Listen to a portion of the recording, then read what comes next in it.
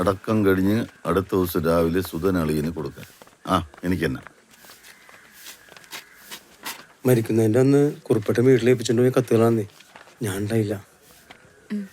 അളിയ, അളിയൻ്റെ മനസ്സിലിപ്പോൾ 3 ലക്ഷം ലാഭത്തിൻ്റെ സന്തോഷമാണ് അല്ലേ? പക്ഷെ കടം അത് വീട്ടിയാലേ തീരും.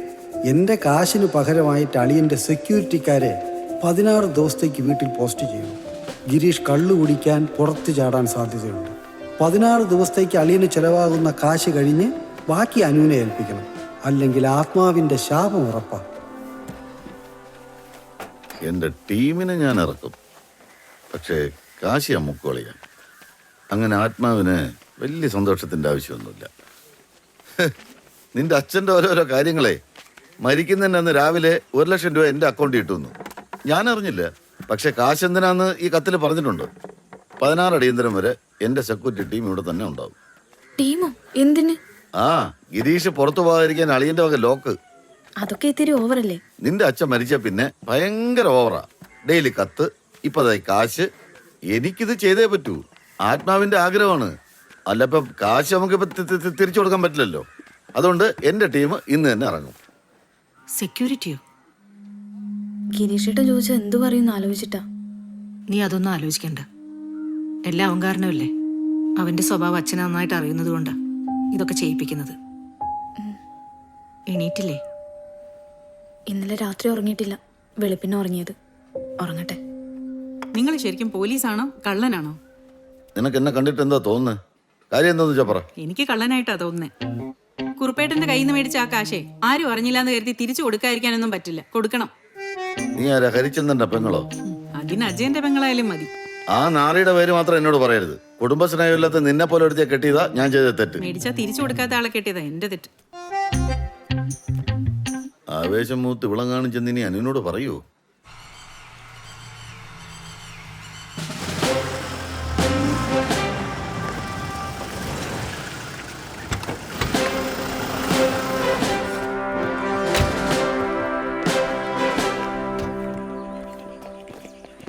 നമസ്കാരം സാർ. നമസ്കാരം.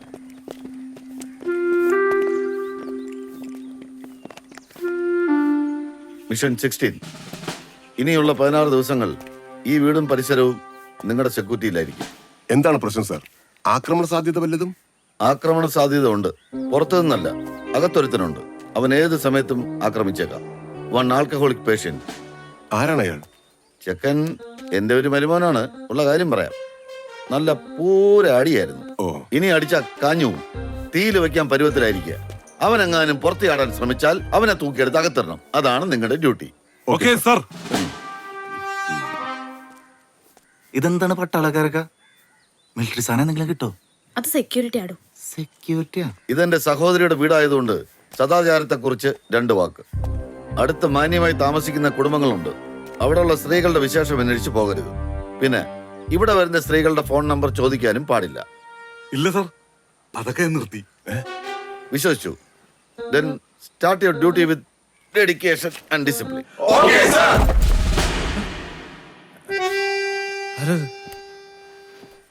മോളെ, ഇവരുടെ താമസവും ഭക്ഷണവും ഒക്കെ ഒന്ന് ശരിയായി കൊടുക്കണം. മാമൻ ഓഫീസ് വരെ ഒന്ന് പോകണം. ഇച്ചിരി ജോലിയുണ്ട്. അല്ല മാമ, ഇവർക്ക് ഈ യൂണിഫോമിന്റെ ഒക്കെ ആവശ്യമുണ്ടോ? വേണ്ടേ? അങ്ങനെയാണെ കൊള്ളാം. വാഷിംഗ് മാറ്റ ലാഭം. ആ, എന്താ ഇവരൊക്കെ എന്താ ഇവിടെ? ഏയ്, ഇത് നിന്നെ ഉദ്ദേശമൊന്നുമല്ല. ചുമ്മാ ഒരു അലങ്കാരത്തിന്. രാവിലെ ജോയ് വന്നിരുന്നു, വീണ്ടും ഒരു കത്തുമായിട്ട്. പിന്നെ കത്തോ? ആ, മരിച്ച വീടാണ്. 2 ആഴ്ച നാട്ടുകാരും ബന്ധുക്കളൊക്കെ വരും പോലും. അതുകൊണ്ട് ഒരു 5 വരെ സെക്യൂരിറ്റി കിട്ടാക്കാൻ പറഞ്ഞ ആത്മാവില് ചെയ്യാതിരിക്കാൻ പറ്റുമോ? അതിന് ഇവന്മാരേതാ? ഇനി ഇവന്മാരും വല്ല പ്രശ്നം ഉണ്ടാക്കിയല്ലോ. അത് നീ പറഞ്ഞ് ശരിയാണ്. നിന്റെ ഒരു കണ്ണ് എപ്പോഴും ഇവന്മാരിൽ വേണം. ഞാൻ ഓഫീസിൽ പോയിട്ട് വരാം. ഏത് ഓഫീസ്? നിനക്കില്ലാത്ത പലതും എനിക്കുണ്ടടാ. അനു, ഞാൻ എന്ത്? എനിക്കൊന്ന് കുടിക്കണം. ചായ കുടിക്കണം. ഇപ്പൊ തരാം. ഹലോ, പ്രതിമയോ? എന്റെ ഈശ്വര, അച്ഛന്റെ പ്രതിമ കൊണ്ടുവരുന്നു. ഇനി അതും കണ്ടി വരൂ.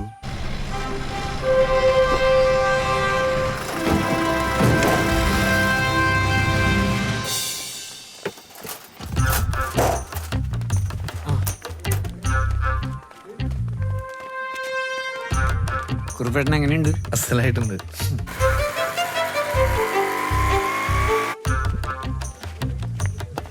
അങ്ങനെ നിന്റെ അച്ഛനും പ്രതിമയായി. കാശ് കൊടുത്ത് മഹാനാവാന്ന് പറഞ്ഞ കട്ടപോറ് പരിപാടിയാണ്. അച്ഛന്റെ കാശ് കൊണ്ടല്ലേ, ഇഷ്ടമുള്ളത് ചെയ്യട്ടെ. എന്നാലും ജീവിതകാലം മുഴുവൻ ഈ മുഖം കാണണ്ടേ? ജീവിതകാലം മുഴുവൻ ഈ മുഖം ഞാനും കാണണ്ടേ? ഹായ്.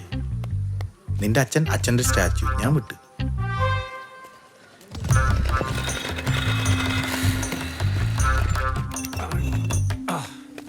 ഒന്ന് മറിക്കും ഇതെന്താ പ്രതിമ പോലെ?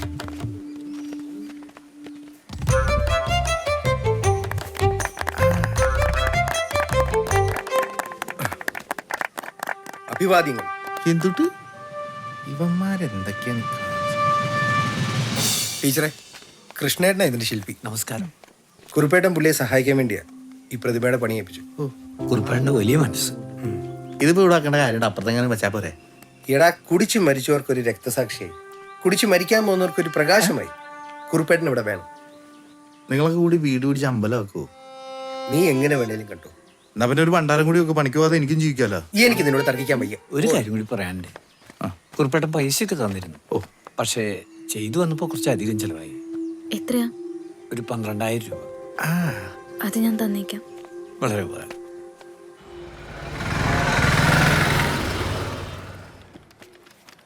കുറുപ്പ് സാറിന്റെ അക്കൗണ്ടിൽ 3,21,000 രൂപയാണ് ബാലൻസ് എമൗണ്ട് ഉള്ളത്.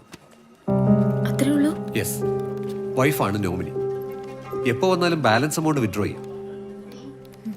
ശരി സർ. Okay, thank you. ശരി.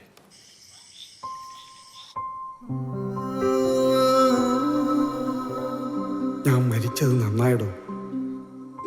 തനിക്ക് എപ്പോഴെങ്കിലും സുഖമായിട്ട് ഉറങ്ങാൻ പറ്റുന്നുണ്ടല്ലോ. പക്ഷെ അനുമോൾ ഇപ്പോഴും ഉറങ്ങിയിട്ടില്ല.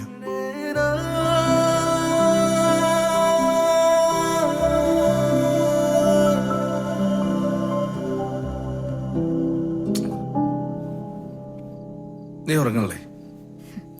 ഗിരീഷേട്ടൻ ഉറങ്ങിയിട്ടില്ലെന്ന് മനസ്സിലായി. അതിന് നീ എന്തിനാ ഉറങ്ങാതിരിക്കുന്നത്? ഇരുന്നല്ലേ പറ്റൂ. ഇവിടെ തന്നെ ഉണ്ടെന്ന് ഉറപ്പ് വരുത്തണ്ടേ? ഞാനങ്ങും പോകുന്നില്ല, താൻ വന്ന് കിടക്ക്.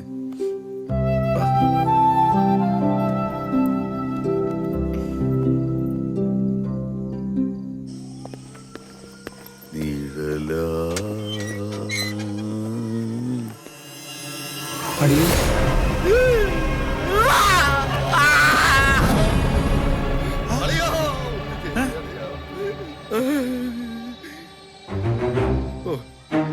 ഒടുക്കത്ത് നീ പോയി അളിയാ. കാശ് ചോദിക്കാൻ മുന്നേ ഒന്ന് നിന്നോലെയുണ്ട്. എന്ത് പറ്റി സാർ? എടോ, ഇതുപോലുള്ള സാധനങ്ങൾ ഇവിടെ കൊണ്ടുവന്ന് വെക്കുമ്പോ എന്നെ ഒന്ന് വിളിച്ച് പറയണ്ടേ? മനുഷ്യൻ പേടിച്ചോയില്ലേ? മോളെ, ഇനി എന്തൊക്കെയാ നിന്റെ അച്ഛൻ പ്ലാൻ ചെയ്ത് വെച്ചേക്കുന്നത്? എനിക്കറിയില്ല. മാമനൊന്നും പറ്റിയില്ലേ?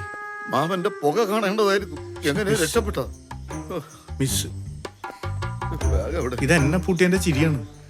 വന്നേ, വാ. പേടിച്ച സ്ഥിതിക്ക് ഉറക്കത്തിൽ തട്ടിപ്പോട്ടോ ചിലപ്പോ മാമൻ. കളിയാ, എന്നോട് ഇത് വേണ്ടായിരുന്നു.